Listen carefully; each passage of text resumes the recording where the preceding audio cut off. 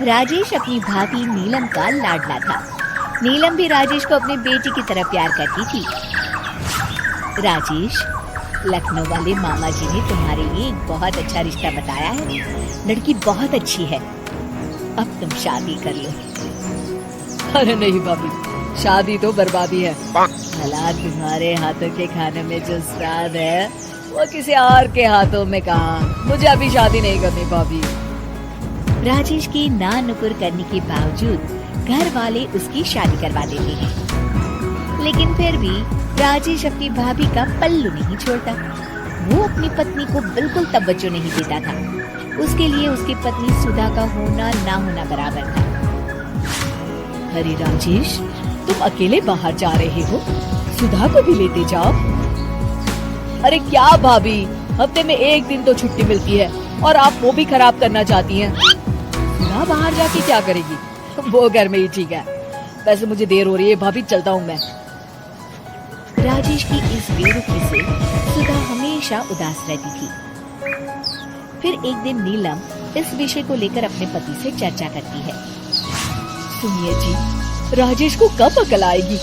वो तो सुधा की बिल्कुल कदर ही नहीं करता। अब आप ही बताइए ऐसे कैसे चलेगा? तुम ठीक कहती हो, राजेश को सही रास्ते। अभी तक सब्सक्राइब न किया, जल्दी से बटन दबा और हमारे साथ जुड़ जा। पर लाना ही पड़ेगा। चलो मैं तुम्हें एक उपाय बताता हूँ। फिर 2 दिन के बाद नीलम बाजार से खरीदारी करके घर लौटती है। ये लीजिए माँ जी, मैं आपके लिए नई साड़ी लेकर आई हूँ। बबलू, ये तुम्हारे लिए। नीलम सबके लिए कुछ न कुछ लेकर आती है। भाभी, आप मेरे लिए कुछ नहीं लेकर आई क्या? अरे राजेश, तुम क्या समझते हो, मैंने कोई बैंक खोल रखा है या फिर घर के आंगन में पैसों का पेड़ लगा रखा है? तुम हर बात के लिए मुझसे उम्मीद क्यों रखते हो? अब बड़े हो गए हो, अच्छा कमाते हो।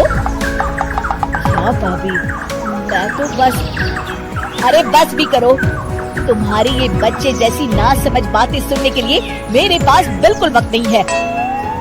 नीलम राजेश को झिड़क कर वहाँ से चली जाती है। राजेश अचानक अपनी भाभी का ये रूप देख असमंजस में पड़ जाता है। फिर एक दिन नीलम रसोई घर में खाना बना रही होती है कि तभी राजेश वहाँ आता है। भाभी, आज मैंने अपने बॉस से वादा किया है कि उनके लिए आपके हाथों का बना गाजर का हलवा लेकर आऊंगा। आपके हाथ से बने गाजर के हलवे में तो जादू है, जादू। मेरे बॉस तारीफ करते नहीं थकते। प्लीज अब जल्दी से बना दीजिए ना भाभी। नीलम राजेश के ऊपर भड़क जाती है। तुम्हारा दिमाग खराब है क्या? आखिर तुम मुझे समझते क्या हो? इस घर की नौकरानी?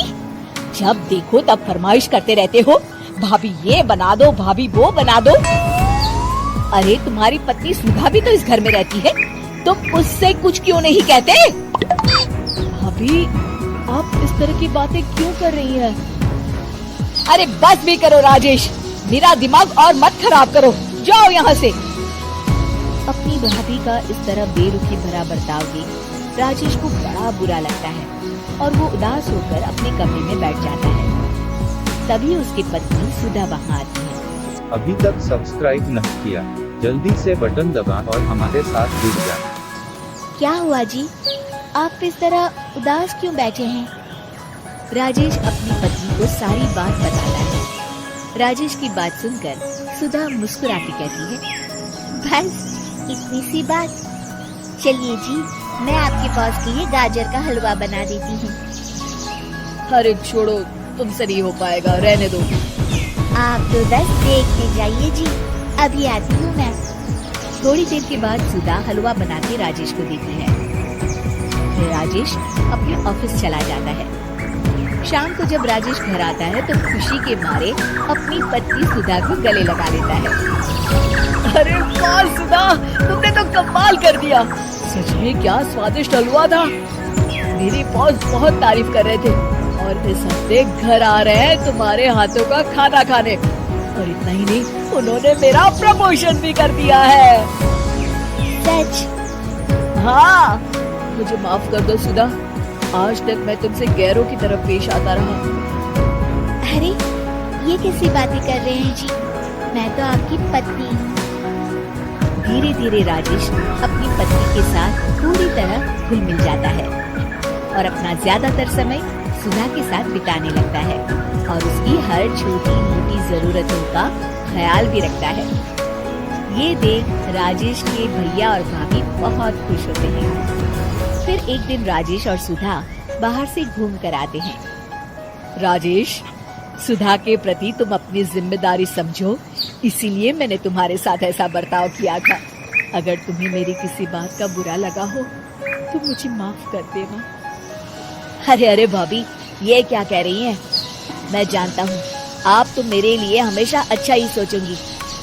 आखिर आप वर्ल्ड की बेस्ट भाभी जो है। इसे कहते हैं अंत भला तो सब भला।